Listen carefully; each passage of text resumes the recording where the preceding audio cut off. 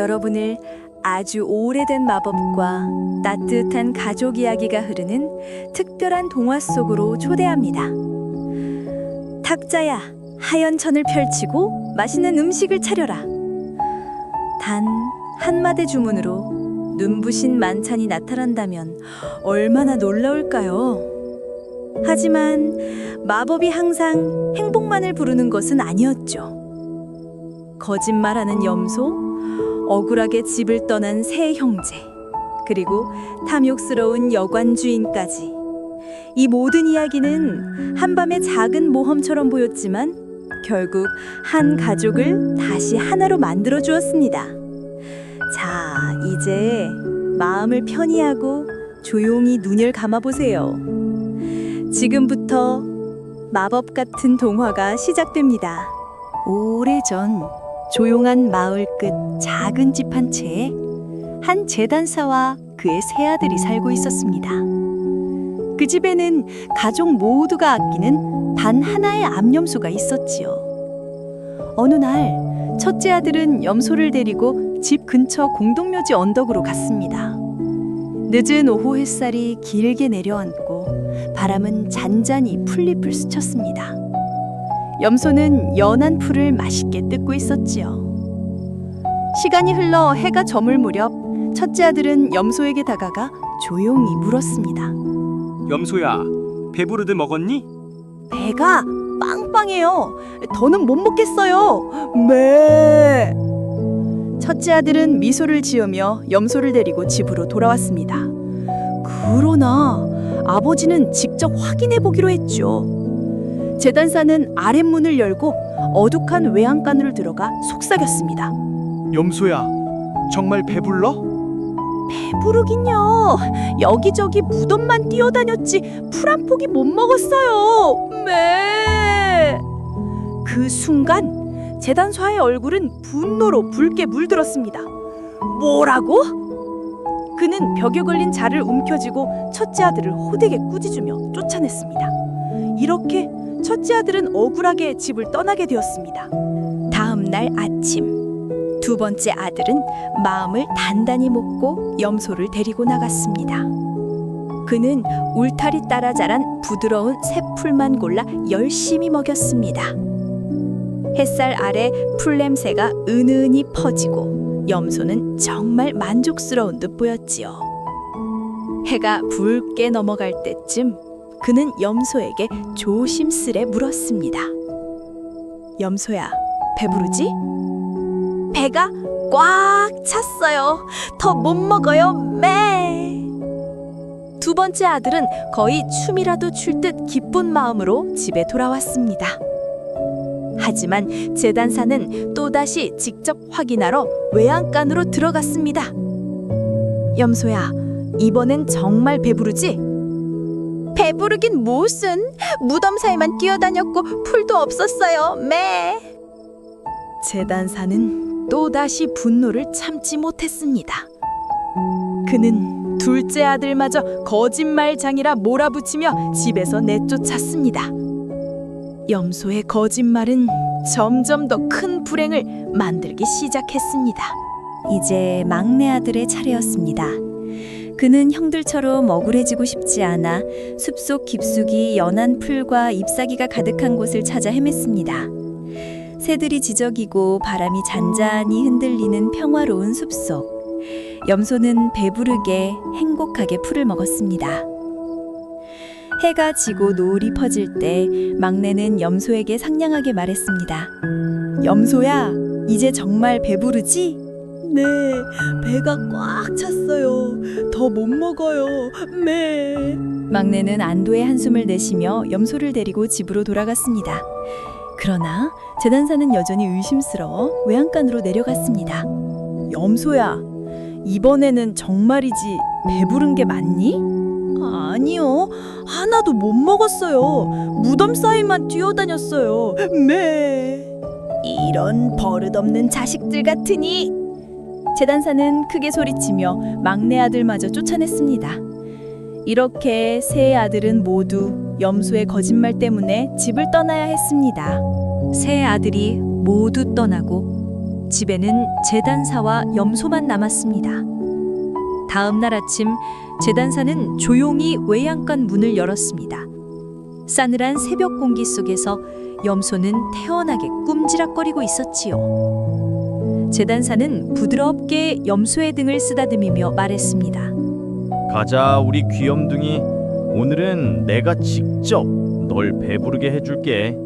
그는 염소의 끈을 잡고 울타리를 따라 천천히 걸었습니다. 아침 햇빛은 금빛으로 퍼지고 나뭇잎에는 이슬이 반짝였습니다. 드디어 연한 풀잎이 가득한 언덕에 도착했을 때 제단사는 환하게 웃으며 말했다. 여기라면 배불리 먹을 수 있겠구나. 마음껏 먹어라. 염소는 고개를 파묻듯 풀을 뜯으며 하루 종일 배부르게 먹었습니다. 해는 서서히 지고 노을은 붉은 빛으로 세상을 물들였습니다. 제단사는 느긋한 마음으로 염소에게 다가가 물었습니다. 염소야, 이제 정말 배부르지? 네, 배가 빵빵해요. 더는 못 먹어요. 매!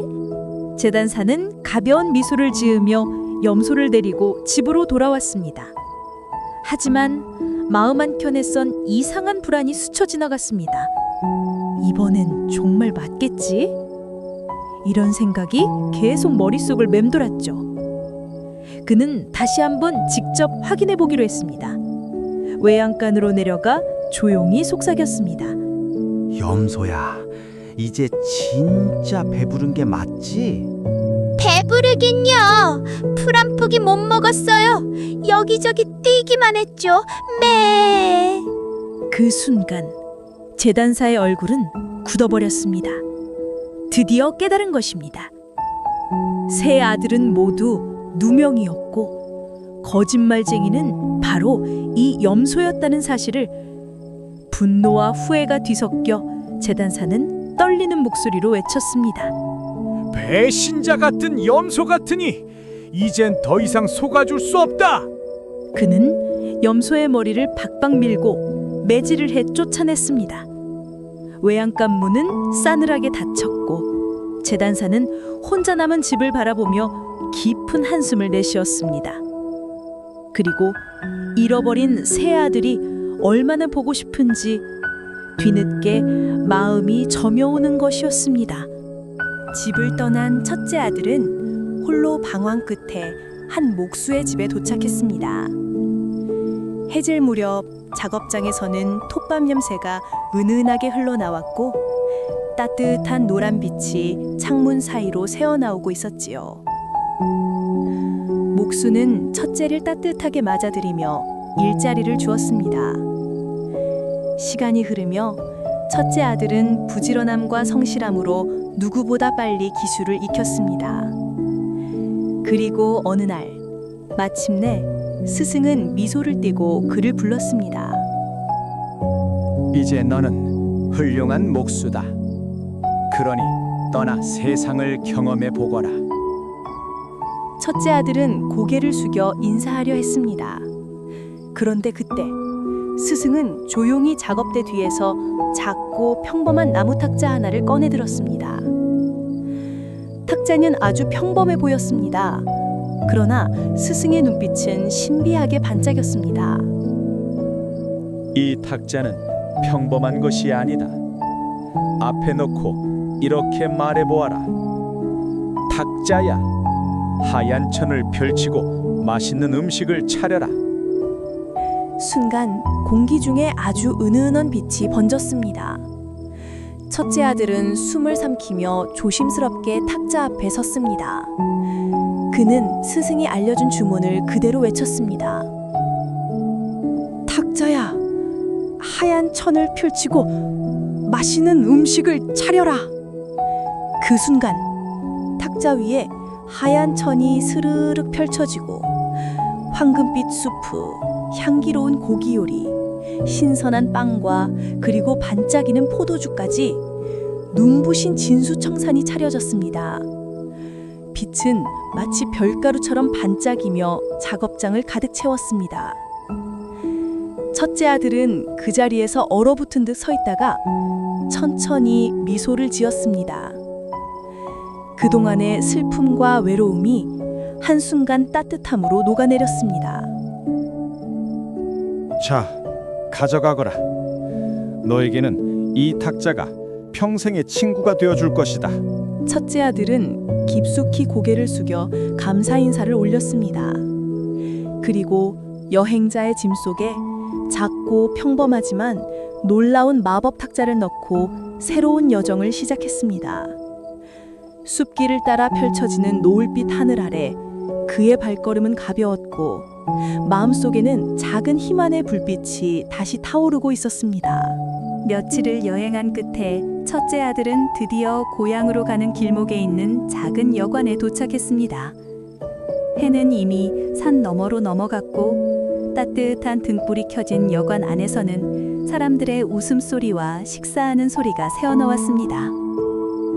그는 조심스레 문을 열고 들어갔습니다. 나무바닥은 삐걱였고 구수한 스튜 냄새가 공기를 채우고 있었지요. 어서 오쇼. 자리 비었소. 같이 드시지요. 손님들이 따뜻하게 맞아주었지만 첫째 아들은 조용히 웃으며 손사래를 쳤습니다. 괜찮습니다. 제가 차릴 수 있으니까요. 오히려 여러분을 제 식탁으로 초대하고 싶습니다. 사람들은 깜짝 놀라며 웃기 시작했습니다.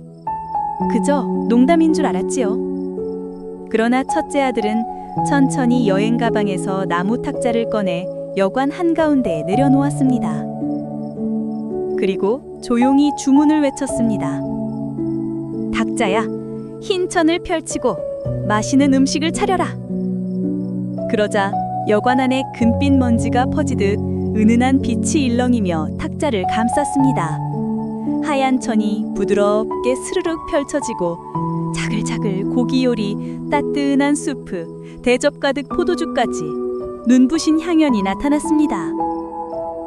여관 안 손님들은 숨을 삼키며 놀라움을 감추지 못했습니다. 우와, 진짜 음식이 나타났어. 손님들은 믿을 수 없다는 듯 서로를 바라보다가 곧 환하게 웃으며 식탁으로 몰려들었습니다. 그들 앞에선 음식이 사라질 때마다 새로운 접시가 저절로 나타나는 놀라운 광경이 펼쳐졌습니다. 하지만 이런 황홀한 순간을 누군가는 탐욕어린 눈빛으로 보고 있었습니다. 여관 주인은 방 한 구석에서 탁자를 노려보며 속으로 중얼거렸습니다. 저런 귀한 탁자가 내 손에 있다면 나는 평생 부자가 될 텐데. 깊은 밤, 손님들이 모두 잠든 시간, 여관은 고요해졌고 바깥에서는 바람소리만 스쳤습니다. 첫째 아들은 고단한 하루 끝에 평범한 탁자처럼 보이는 마법 탁자를 침대 옆 벽에 기대어 두고 잠이 들었습니다.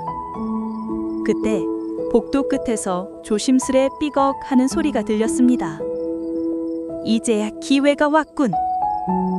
여관 주인은 살금살금 첫째의 방으로 들어갔습니다. 어둠 속에서도 눈은 욕심의 불빛처럼 반짝였지요. 그는 자신이 보관하던 똑같이 생긴 낡은 탁자를 들고 와서 조심스레 마법 탁자와 바꿔치기 했습니다. 그리고 첫째가 깰까봐 숨도 크게 쉬지 못한 채 몰래 방을 빠져나갔습니다. 다음 날 아침, 첫째 아들은 아무것도 모른 채 마법 탁자라고 믿는 그것을 등에 메고 고향으로 떠났습니다. 그러나 그의 등에 실린 것은 이미 마법이 사라진 그저 낡은 평범한 탁자였다는 사실을 그는 아직 모르고 있었습니다. 고향 마을이 보이기 시작하자 첫째 아들의 가슴은 벅찬 기대감으로 가득 찼습니다.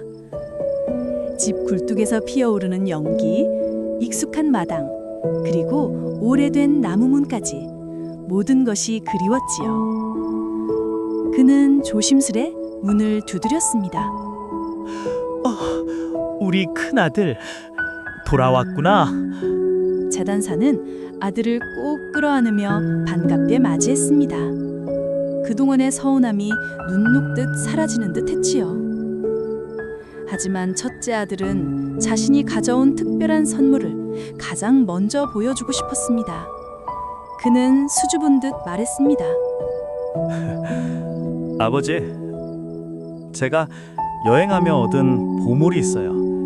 이 탁자예요. 그냥 탁자가 아니에요. 그의 말에 재단사는 의아해하며 탁자를 바라보았습니다. 낡고 오래된 나무 탁자.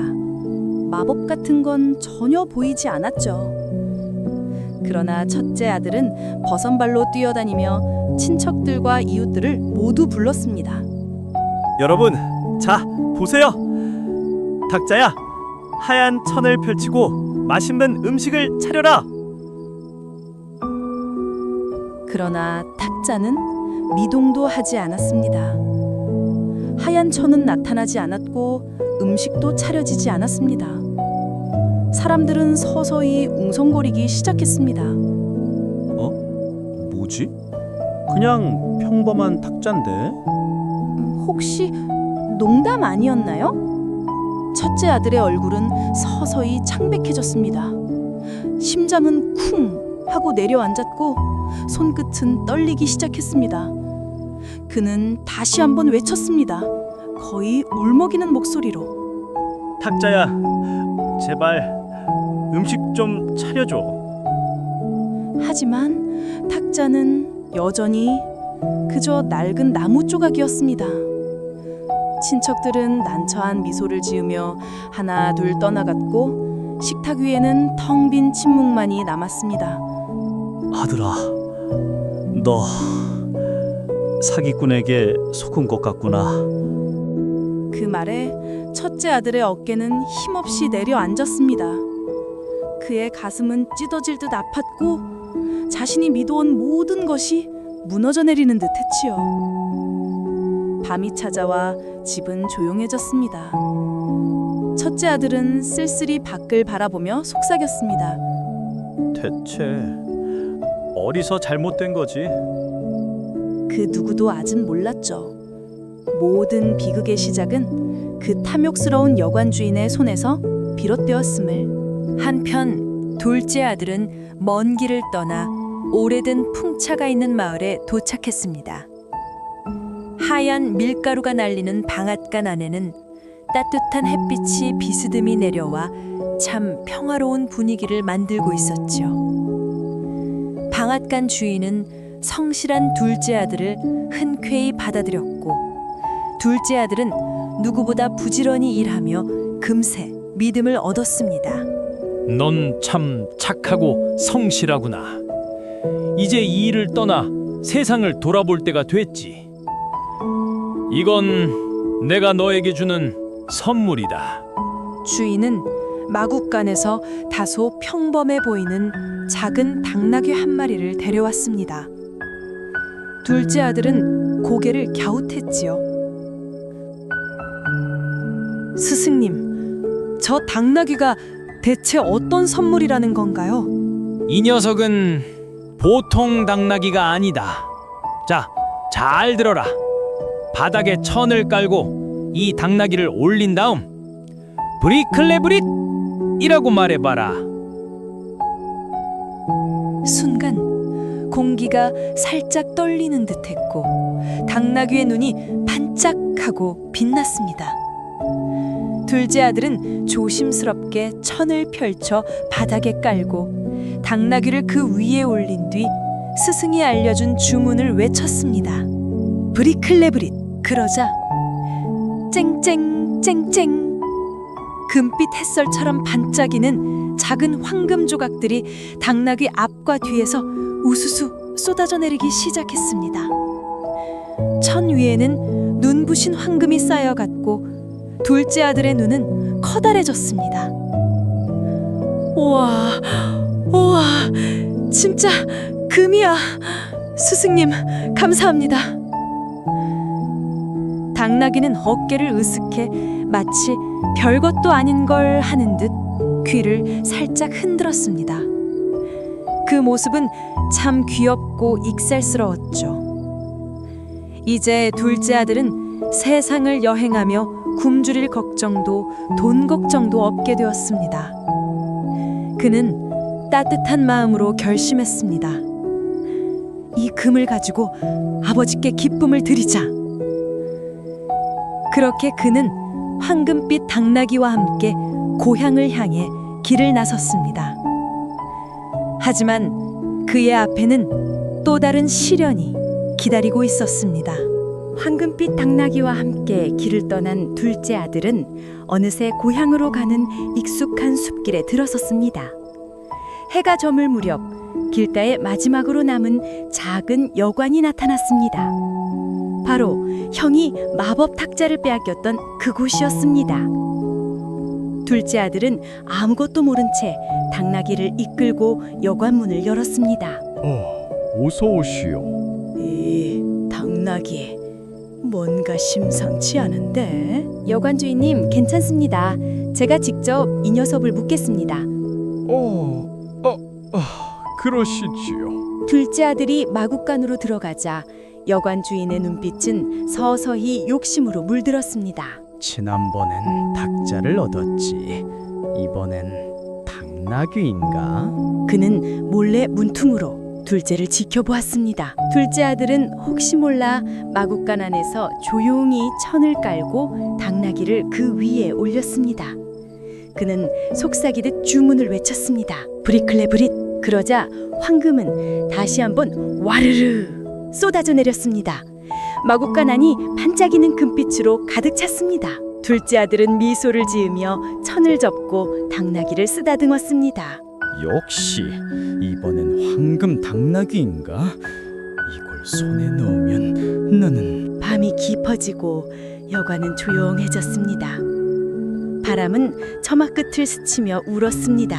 둘째 아들은 평온한 얼굴로 잠들어 있었고 그때 복도 끝에서 희미한 발자국 소리가 들렸습니다. 이제 때가 왔군. 여관 주인은 어둠 속에서 얼굴만 겨우 보일 정도로 가까이 다가가 마구간 문을 살짝 열었습니다. 그는 깊은 어둠 속 금빛 당나귀를 찾고는 자신이 준비해둔 평범한 당나귀와 재빨리 바꿔치기 했습니다. 마구간 안에는 짧은 울음소리만 스쳤습니다. 다음 날 아침 둘째 아들은 아무것도 모른 채 황금 당나귀를 데리고 미소를 머금은 채 길을 떠났습니다. 그러나 그의 손에 들린 것은 더 이상 금을 뿜어내지 않는 그저 평범한 당나귀일 뿐이었습니다. 새로운 비극이 이렇게 시작되고 있었습니다. 마지막으로 집을 떠난 막내 아들은 두 형과 달리 더 오랜 시간 동안 깊은 장인의 수업을 받았습니다. 그는 외로운 나날 속에서도 누구보다 성실하고 침착하며 다정한 마음을 잃지 않았습니다. 그리고 드디어 거친 나무를 다루는 기술, 손끝에서 예술을 만드는 법까지 모두 익혔을 때 막내야, 너는 이제 훌륭한 장인이 되었다. 그래서 특별한 것을 하나 주겠다. 스승은 작업대 아래에서 낡은 자루 하나를 꺼냈습니다. 그리고 자루 속에는 아주 평범해 보이는 나무 막대가 들어 있었습니다. 스승님? 이 그냥 막대기 아닌가요? 아니다. 이건 마법 지팡이다. 막내 아들의 눈이 커졌습니다. 스승은 조용히 속삭이듯 말을 이었습니다. 누군가 너를 해치려 하거나 속이거나 빼앗으려 하면 이렇게 외쳐라. 지팡이야, 자루에서 나와라! 그러면 지팡이는 번개처럼 튀어나와 그 자를 혼쭐 내줄 것이다. 멈추게 하려면 지팡이야, 자루로 들어가! 라고 하면 된다. 막내는 믿기 어려웠습니다. 하지만 스승은 미소를 지으며 조용히 자루를 건넸습니다. 정말 그런 힘이 있다고요? 믿거나 말거나 직접 해보면 알게 되지. 막내는 자루를 바닥에 놓고 떨리는 목소리로 외쳤습니다. 지팡이야, 자루에서 나와라! 그 순간 자루가 부르르 떨리더니 지팡이가 스스로 튀어나와 허공에서 빙글빙글 돌기 시작했습니다. 휙휙. 지팡이는 마치 살아있는 것처럼 허공을 가르며 춤추듯 휘둘렀습니다. 우와, 이건 진짜 위험할 정도로 대단한데요? 지팡이야, 자루로 들어가! 그러자 지팡이는 순식간에 움직임을 멈추고 착 하고 자루 안으로 들어갔습니다. 막내는 두 손으로 자루를 꼭 끌어안고 말없이 눈을 감았습니다. 이제야 내가 잃어버린 형들을 되찾을 수 있을지도 몰라. 그의 마음속에는 작은 희망의 불씨가 밝게 피어올랐습니다. 그리고 그는 조용히 결심했습니다. 이 지팡이라면 형들의 억울함을 풀 수 있어. 그리고 우리 가족을 다시 모을 수 있을 거야. 그렇게 막내 아들은 조용하지만 단단한 결의로 고향을 향해 천천히 발걸음을 옮겼습니다. 새로운 희망과 거대한 마법이 함께하는 여정의 시작이었지요. 깊어가는 저녁, 막내 아들은 형들이 지나갔던 길을 따라 숲길 끝에 작은 여관에 도착했습니다. 여관 창문 사이로 새어나오는 노란 등불, 들리는 사람들의 속삭임, 그리고 어딘가 섬뜩한 기운. 그는 직감했습니다. 여기서 뭔가가 잘못되기 시작했어. 실례합니다. 오늘 밤 방을 구하고 싶은데요. 오, 어서 오시오. 또 손님이군. 막내는 여관 주인의 눈빛에서 묘한 탐욕을 읽어냈습니다. 전날 밤의 여관처럼 공기에는 은밀한 긴장감이 감돌았지요. 막내는 일부러 마법 지팡이가 들어있는 자루를 눈에 잘 띄는 곳에 턱 하고 올려두었습니다. 또 뭔가 귀한 걸 들고 있는 건가? 여기저기 다니다 보니 참 희한한 걸 많이 봤습니다. 음식이 저절로 차려지는 탁자도 있었고, 금이 우수수 쏟아지는 당나귀도 있었죠. 여관 주인의 얼굴은 순간 하얗게 질렸습니다. 그는 방금 숨을 잠기기도 전에 막내의 눈빛은 칼날처럼 날카로웠습니다. 깊은 밤, 여관은 적막해지고 막내는 침대에 누워 눈을 감았지만 잠든 척이었습니다. 그리고 마침내 복도 끝에서 발소리가 들렸습니다. 흐흐, 저 자루만 빼내면. 여관 주인은 살금살금 다가와 막내의 자루를 슬쩍 잡아당겼습니다. 바로 그 순간, 지팡이야, 자루로 나와라! 팡! 자루가 터지듯 흔들리며 마법 지팡이가 번개처럼 튀어나왔습니다. 그리고 여관 주인의 등에 쾅쾅쾅! 숨돌릴 틈도 없이 퍼부었습니다. 아, 아프다! 살려줘! 멈추라고! 내가 훔친 것들을 전부 얼레 주인에게 돌려놓지 않으면 지팡이는 멈추지 않는다! 알겠어, 다 돌려줄게. 제발 멈춰줘! 지팡이야, 자루로 들어가라! 지팡이는 순식간에 움직임을 멈추고 자루 안으로 쑥 하고 들어갔습니다. 여관 주인은 온몸이 떨리고 눈물, 땀 흘리며 바닥에 엎드렸습니다. 여기요, 제발 이것만은 가져가세요. 마법 탁자, 황금 당나귀, 전부요. 마침내 막내 아들은 형들이 잃어버린 마법 탁자와 황금 당나귀를 모두 되찾았습니다. 여관 밖에는 새벽빛이 퍼지고 있었고 세상을 밝히는 첫 빛처럼 그의 마음에도 희망이 떠올랐습니다. 이제 남은 것은 단 하나, 가족을 다시 모아 모든 억울함을 풀어내는 일이었습니다.